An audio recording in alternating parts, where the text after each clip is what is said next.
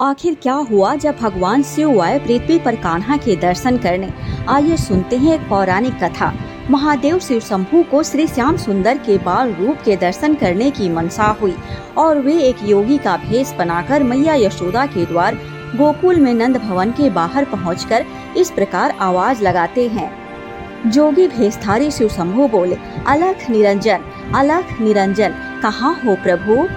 मैया यशोदा उस समय श्री श्याम सुंदर को नहला धुलाकर उनका श्रृंगार करने में व्यस्त थीं और बाहर खड़े योगी की आवाज न सुन पाई।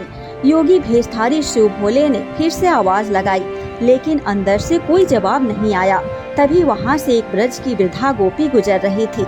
उसने उस योगी को प्रतीक्षारत देखा तो उनके पास गई और कहने लगी, बाबा किसे बुला रहे हो।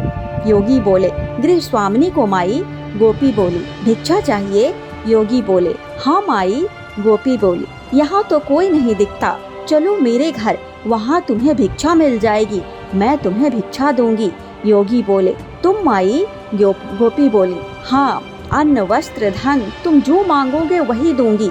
योगी बोले, नहीं माई, मेरा एक नियम है कि मैं एक ही द्वार पर जाकर अलख जगाता हूँ और यदि उस द्वार से कुछ मिल जाए तो अच्छा है, अन्यथा उस दिन किसी द्वार पर नहीं जाता। गोपी बोली, हे भगवान, तो फिर भूखे ही रहोगे। योगी बोले, हाँ माई, जैसी प्रभु की इच्छा।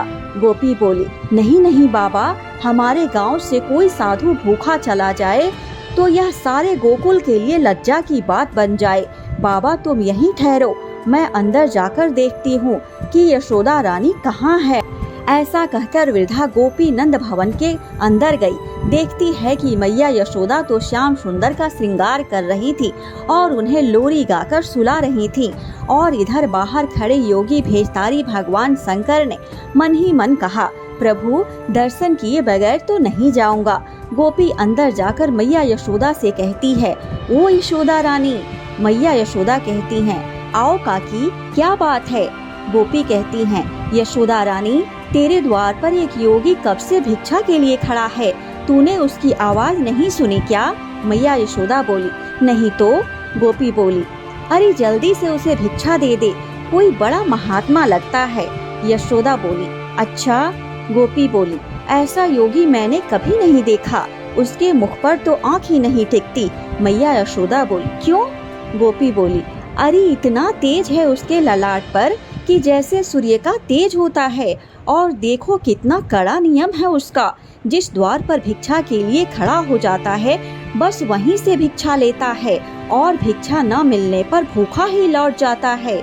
मैया यशोदा बोली, काकी, आटा चावल दाल गुड़ घी ये सब कुछ ले लिया है, 2-4 दिन के लिए पर्याप्त होगा, अब चलो। गोपी बोली, अरे दक्षिणा के लिए कुछ धन भी ले ले, बड़े दिव्य मूर्ति हैं, उसे प्रसन्न कर ले, आशीर्वाद पाएगी। मैया यशोदा बोली, ओह दक्षिणा तो मैं भूल ही गई, अभी लाती हूँ। फिर मैया यशोदा संदूक से धन और एक मोती की माला निकालते हुए कहती हैं, काकी बड़ी दिव्यात्मा है ना, तो लो ये बहुमूल्य मोती की माला ही दे देती हूँ। इधर बाहर शिव शंभू खड़े खड़े अपने ही मन में श्याम सुंदर से इस तरह बातें कर रहे थे।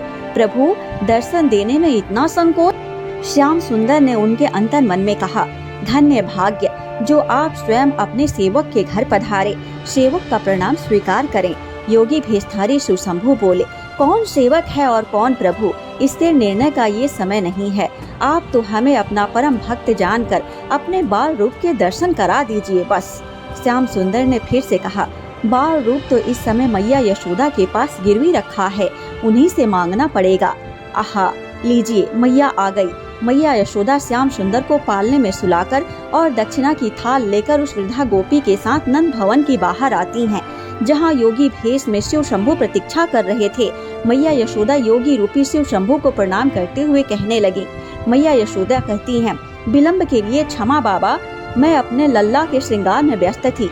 योगी भेषधारी शिव शंभू कहते हैं, धन्य हो तुम मैया, जिसने ऐसे दिव्य बालक की सेवा का सौभाग्य प्राप्त हुआ। माता मुझे भी उस परम दिव्य शिशु के दर्शन करवा दो। मैया यशोदा बोली, क्षमा बाबा, अभी अभी नहलाया है उसे, इस समय मैं उसे बाहर नहीं ला सकती, ठंडी हवा लग जाएगी। योगी भेषधारी शिव शंभू बोले, मैया हवाओं का चलना न चलना जिसके संकल्प मात्र पर निर्भर है, उसके लिए व्यर्थ की शंका मत करो। उसे एक बार मेरे पास लेकर आओ। उसके दर्शनों की लालसा में ही मैं तेरे द्वार पर आया हूँ। मैया यशोदा बोली, नहीं योगी बाबा, मैं उसे बाहर नहीं ला सकती, इसलिए अब यह भिक्षा ग्रहण कीजिए और मुझे क्षमा कीजिए। योगी भेषधारी शिवशंभु भिक्षा की उस थाल को देखकर इस प्रकार मैया यशोदा से कहने लगे, मैया, ये मोती मानक धन तो मेरे लिए पत्थर के टुकड़े हैं, मेरे किस काम के। मुझे इनका लोभ नहीं, चाहो तो ऐसे हीरे मोती मानक मुझसे ले लो, पर मुझे तेरे लल्ला का दर्शन करवा दो, वही हमारी भिक्षा है। फिर योगी भेषधारी भगवान शंकर ने अपने कमंडल से हीरे मोती निकालकर मैया यशोदा जी के भिक्षा की थाल में रख दिए, जिसे देख मैया यशोदा आश्चर्यचकित और चिंतित हो उस वृद्ध गोपी से कहने लगी, काकी, ये कोई असली साधु नहीं, कोई मायावी है। वृद्धा गोपी मुँह खड़ी यशोदा मैया का करुण चेहरा देखती रही।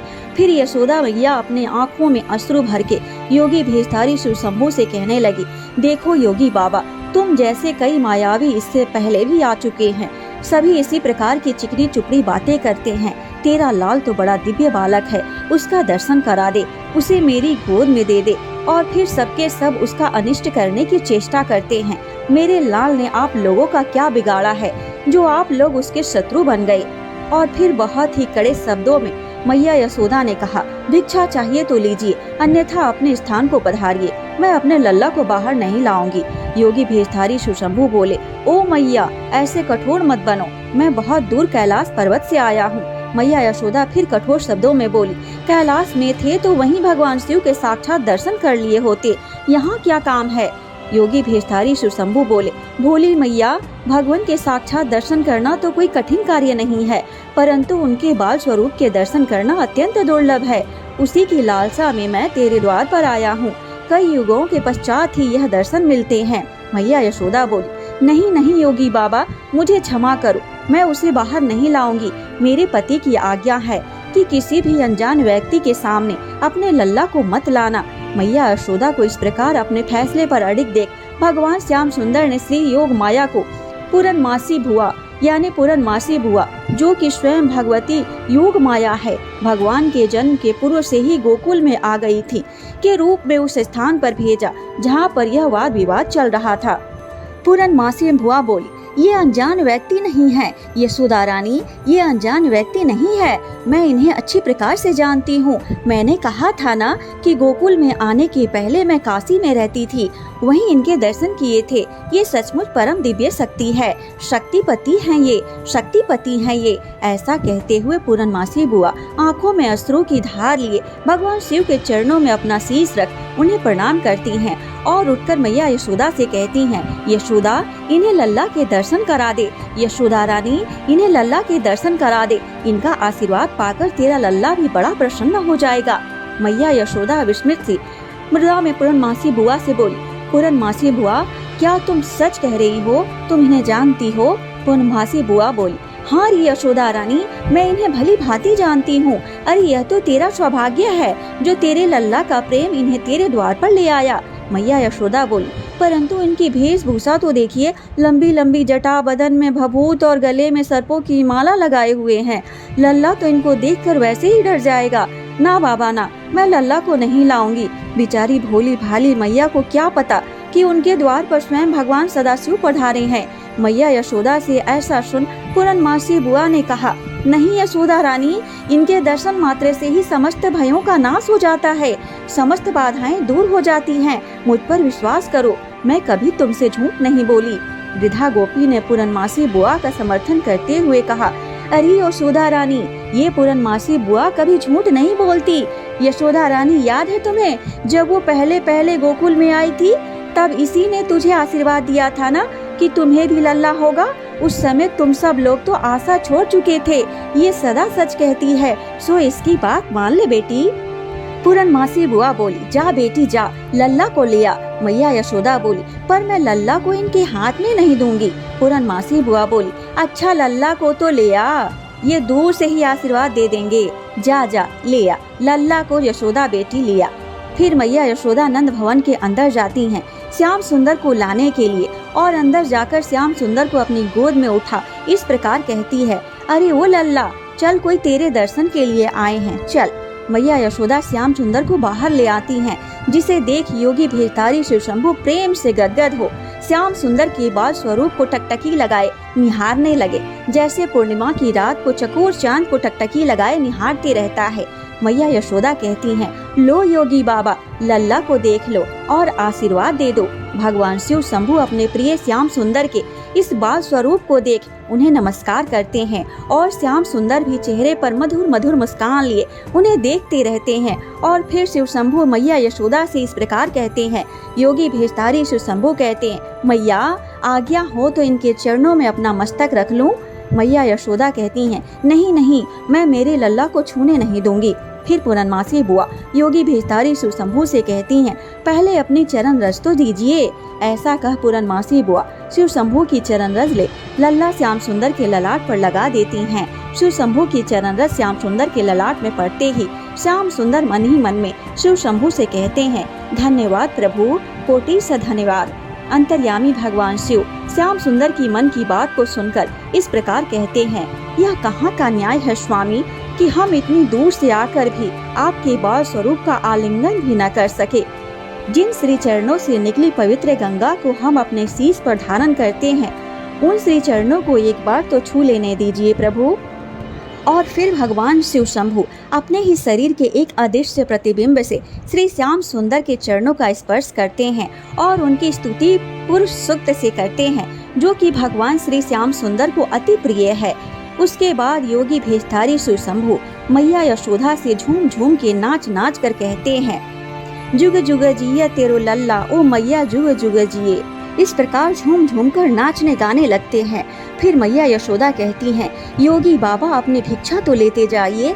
महादेव शिव शंभू ने झूमते हुए गाते हुए कहा, रख ले हीरे मोती तेरे, ये पत्थर किस काम के मेरे।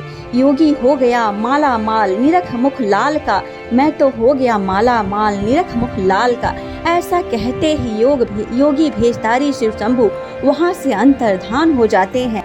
ऐसा अनुपम दृश्य देख स्वर्ग लोक से समस्त देवी देवता प्रसन्न हो पुष्प की वर्षा करने लगते हैं। जय शिव शंभू, हर हर महादेव। जय श्री राधे कृष्ण भगवान की जय हो।